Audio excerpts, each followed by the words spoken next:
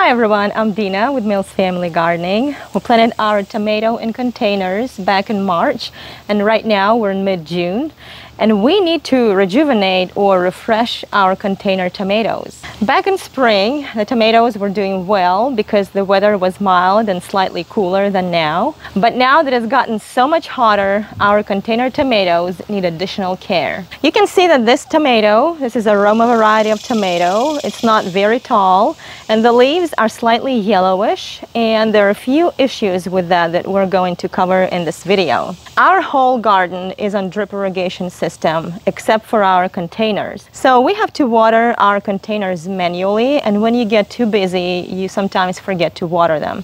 And I think that's the first reason why this tomato specifically doesn't look very tall. When it comes to tomatoes, they require consistent and regular watering. If they're not watered enough, then the plant will get stressed, and it also will develop blossom and rot. In fact, a few of our tomatoes in containers had that problem, and that was due to inconsistent watering. Even if a tomato plant is fertilized well but not watered consistently and regularly, then it cannot take in all those nutrients in a fertilizer.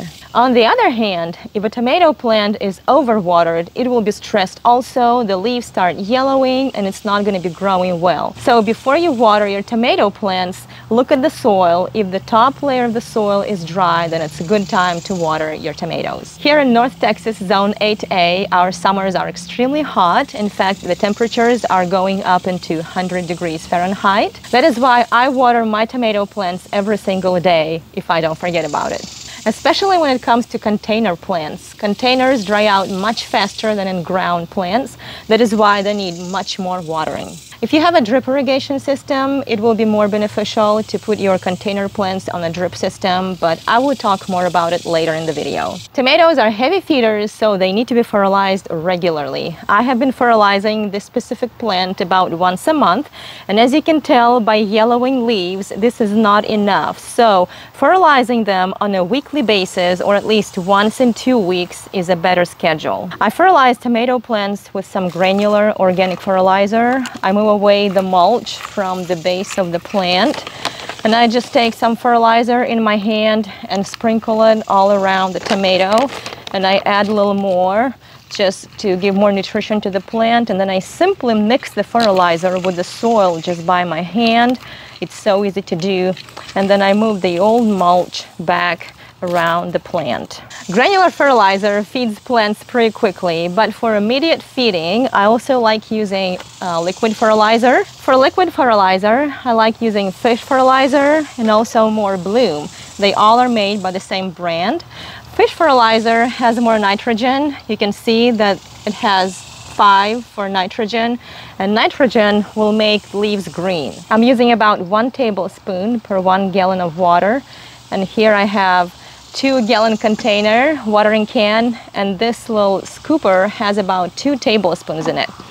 Now, More Bloom fertilizer doesn't have any nitrogen, but it has a lot of phosphorus and potassium. You can see numbers 10 and 10. They stand for phosphorus and potassium. And those are important for the development of roots and setting of the fruit. So I'm going to put 2 more tablespoons of it in the can, and then I simply dilute it with water. And then I simply water the container with this diluted fertilizer, and I do it about once a week. The third step in taking care of container tomatoes is to keep them mulched, especially in the summer when containers dry out much faster. As I mentioned earlier, it's very important to renew mulch to keep the soil moist.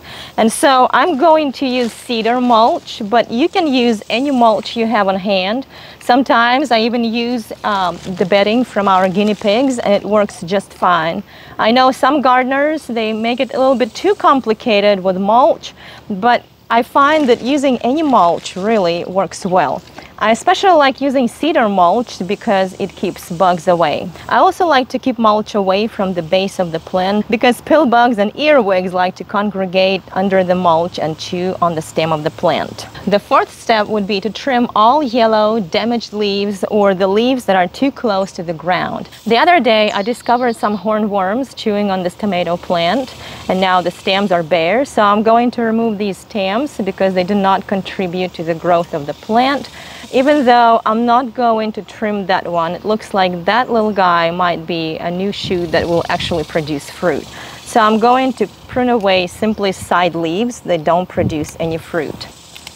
If you notice some spotty leaves or yellowing leaves, there's really no need to spray your tomato plant with chemical sprays or any sprays for that matter.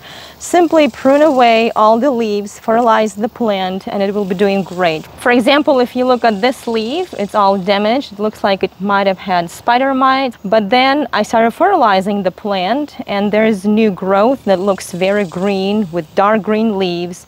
It looks healthy. So there's no need to spray your plants right when you notice some damage. The tomato in this container is indeterminate. That means that it grows indefinitely until the freeze comes. And so the branches, they can get really long and tall, and I didn't get to put them inside of the cage, so now they kind of hang out here.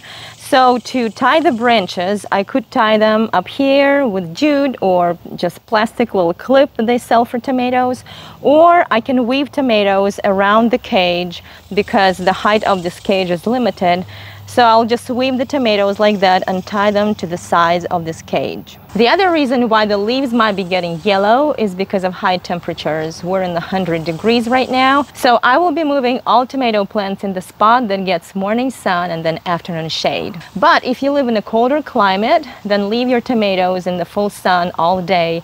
It's not going to be too bad for them. Since we already have a drip irrigation system in our garden, I'm going to put all our tomato containers on drip irrigation. That will make my job much easier. So I'm just going to use this drip emitter. This is 1 gallon per hour drip emitter, and I'm going to fasten it here with a garden stake, just like that. I'm going to bring it close to the base of the plant, and then I'll keep it here.